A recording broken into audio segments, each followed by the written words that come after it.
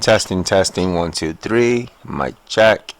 And my best Joe Budden voice. Hello, everybody. This is Anthony, Bruno to most of you guys.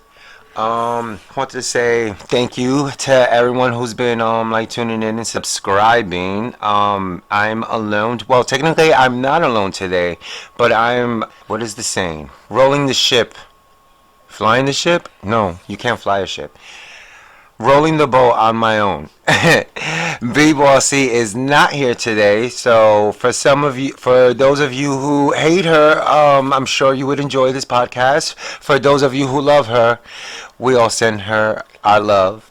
She is away, quarantining like most responsible people should be doing. Okay, we do cheat, here or there, I will admit, but for the most part, we do film from separate locations and stuff like that. But she's here in spirit and in questions, meaning she knows the main topics that I want to speak about today, and she did submit some questions. So let's start off. Tell you a little bit about my day. First, I want to give a shout out to our new subscriber. I think her name was Lucy. No, I'm sorry, Lily Matuku. Thank you for subscribing, and hopefully we don't scare you to run to the hills. Yay! Listen, anyway, I'm gonna tell you a little bit about my day today before we get into everything. Today I actually feel completely refreshed and energized because I woke up at 6 o'clock in the morning and I couldn't sleep, so I took care of like a whole bunch of laundry, and then I did a lot of editing. So then we should have some videos up tonight, between tonight and tomorrow. So I'm really excited about tonight because I have several guests that will be on the channel today. We're going to be talking about a lot of topics. Some topics that really, really, really big, and that's going on both in the medical field world, because for some of you may know, I do have a medical background in the field where I used to work, and so I tend to keep up with what's going on. I'm definitely interested in how other people are living day to day, especially the essential workers. I used to be an essential worker, so I could only imagine what they're going through. Like the work, it could be satisfying work sometimes, but it's very, very time consuming, life consuming, especially if you have a really, really big position, if you hold a big role, if you carry a big role, I should say. So today I do have a guest. He is an old friend of mine's. He is gonna be sharing firsthand knowledge, secrets, things that are going to be challenging the headlines. So for those of you who are easily offended, listen, switch to your next YouTube channel. For those of you who are interested, I welcome you to listen. I welcome you to open dialogue in the comment box and subscribe. So again, due to the respect of his current career, we're not going to say any names. We're gonna let him introduce himself by saying what he does now and what are some of the things that the people in his establishment are going through. Ladies and gentlemen, my good friend. How are you? I'm really good, thank you. So without saying your name, we're gonna just jump into it. What exactly do you do right now? Currently, I work in a nursing home. I have experience as a medical records assistant. Nice.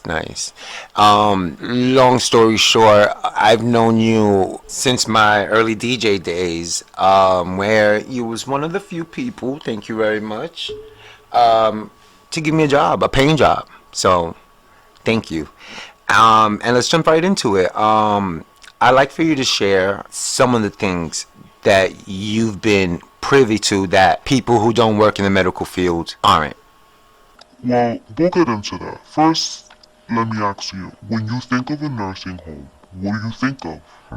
What do you think is going on in nursing homes? The good and the bad. You tell me briefly. I mean, well, I've seen how the elderly is treated in a hospital because, like I said before, once upon a time, I used to work in a hospital, but um, so I can only imagine what goes on in a nursing home where they're living there sometimes for the rest of their life.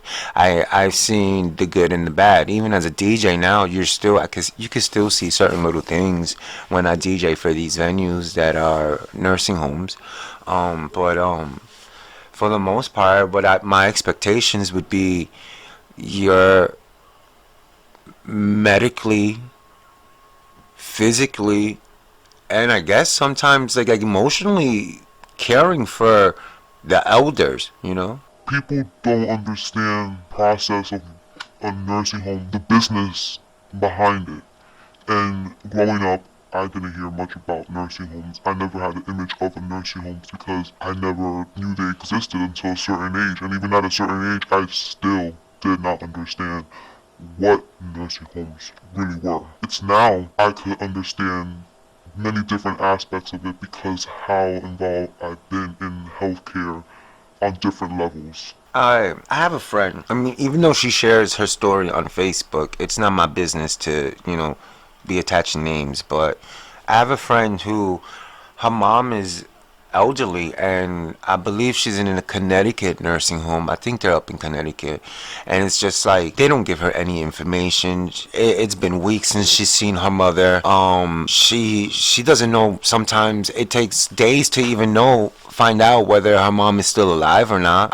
She's hearing about cases of coronavirus in the nursing home, but they're not reporting it. So, do you feel like that's just across the board what is happening to a lot of nursing homes and/or hospitals, or do you feel like these are just isolated incidents? They are definitely not isolated. I will tell you that. Many people who tend to work in nursing homes unfortunately go through a wave of emotions throughout their career and they become burnt out extremely early on in their career because of the demand residents can be. So you already have nursing homes with people who are extremely burnt out. During this time, they're given an excuse to be less involved in residents' care and lives. They're not answering phones, not only because they're busy, but because they don't want to. They just don't want to deal with families. Families can be very difficult to deal with. They are home right now during this quarantine. They have nothing but time. They're seeing the news. The news keeps emphasizing over and over how the elderly are most at risk. Some of these people haven't seen their loved one in over a month and are worried about are they being taken care of? Are they eating? Are they going to catch COVID? So my question is, are they being taken care of from what you've seen?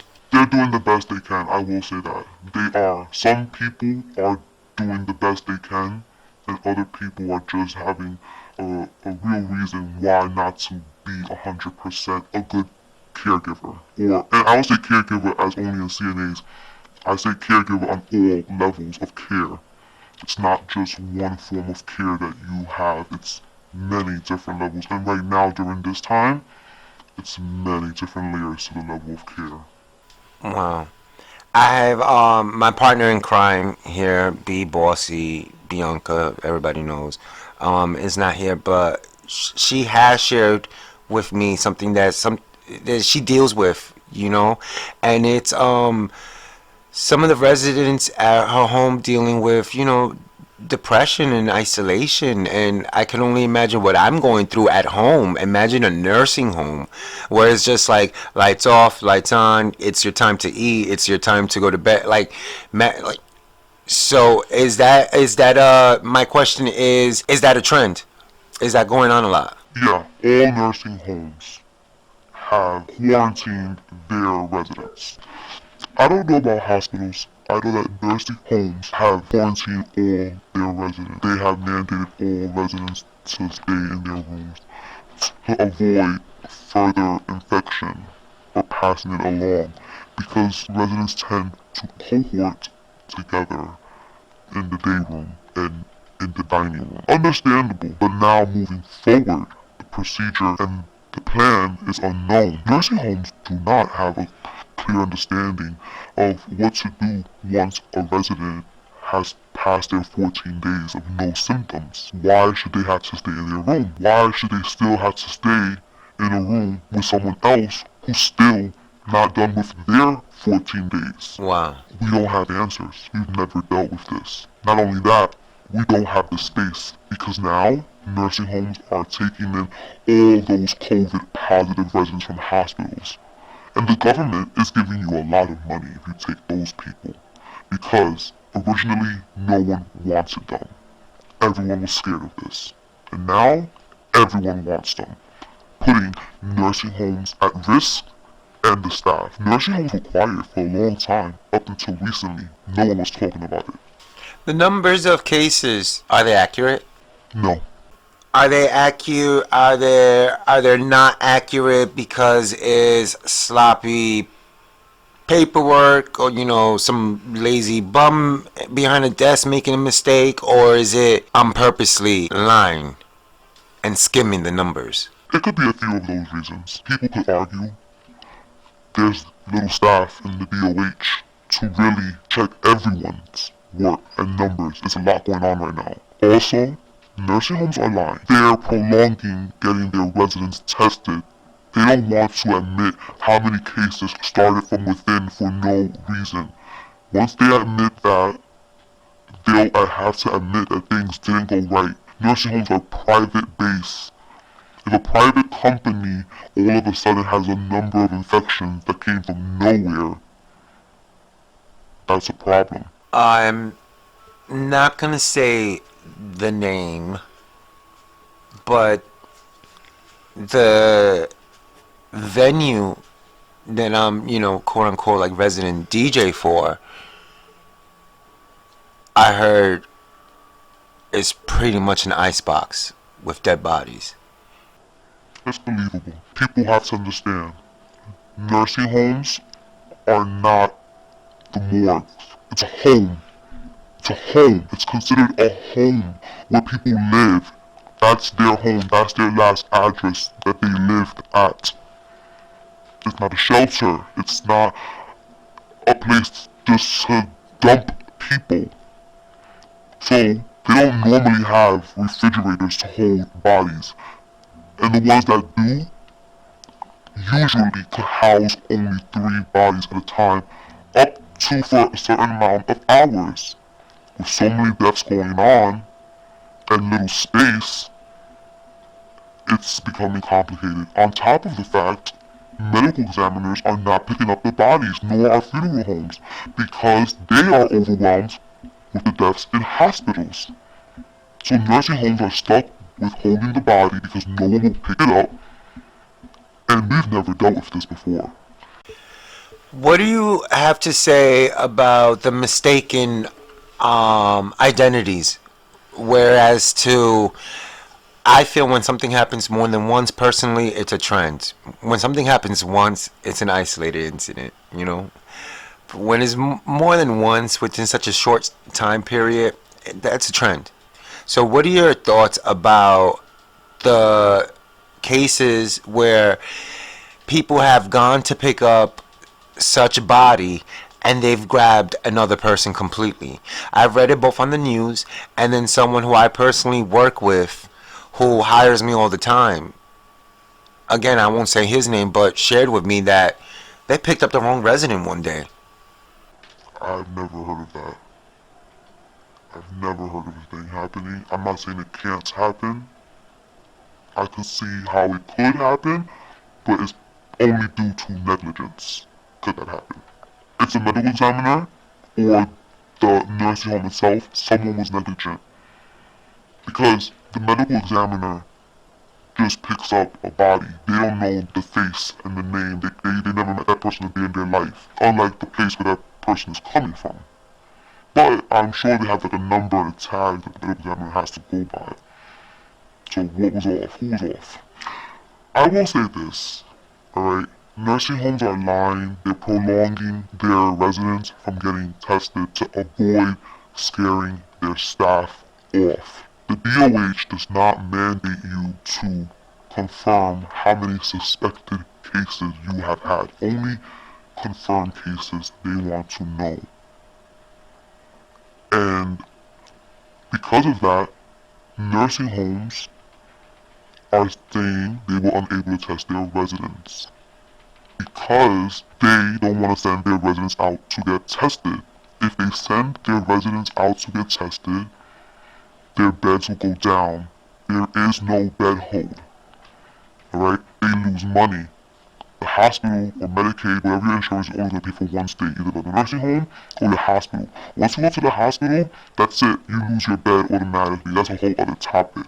But the point is you lose your bed, and nursing homes don't want to lose that money. Nor do they want people suspecting that they have COVID cases there for their staff to run off. So they're prolonging sending residents to the hospital to get tested. So, by the time they have to submit to the DOH how many residents they have confirmed COVID, they're already lying. They're not giving them accurate numbers because nothing's accurate within the building in regards to numbers. Residents haven't gone out to get tested, so we can't confirm. You're not asking us to provide how many suspected, even though we know we have a whole floor that's quarantined and suspected of droplets. You only asked for the confirmed, not suspected. You may have hinted you wanted it, but you did not specify that it was a must on that list. Wow. Is there anything else you feel like we haven't covered that we should know? They're not eating. The food sucks. I know, based on my experience working in a Jewish hospital, once Passover comes swinging about, all the food gets thrown out, and it's just like, Jewish traditional food. Most nursing homes are kosher, but the state has told nursing homes you have to let residents know upon admission that they are coming into a kosher facility, because technically that violates their rights. You're imposing your faith on them. Right? So residents come to the nursing home, the admission says, oh, this is a kosher facility, it's in the agreement, you're signing. The admissions person comes to you, they tell you, oh, you sign this agreement. It happens to mention that it's a kosher facility, but you can eat out whenever you want with your own money. But not everyone has their own money, so they're succumbed to eating what they have to eat there. But they don't understand that upon admission. They're sometimes confused, delirious. They don't understand what kosher really means and how poor the food may be for your preferences. So during Passover, for those people who do not have money and don't have loved ones, and especially during the quarantine when no one can come in, and when you're depressed and you're just not with it, and they're serving you matzah that you never heard of. Matzah balls. If you're lucky, you get a matzah ball in some places. It's absolutely horrible. The bread, I'm sorry to offend you, but the bread, the texture, I don't know, it feels very spongy. When you squeeze it, it makes it like a whistling noise, like if it was a dog toy. You go shh, shh, shh. It's all a business. It's all a business. If you have shitty insurance, you will get shitty results. What a quote to leave it on. Well, anyway, guys, thank you for listening, and a round of applause to my special secret super guest today. Thank you again. Be safe. Practice social distancing. Wash your hands, guys, as much as you can.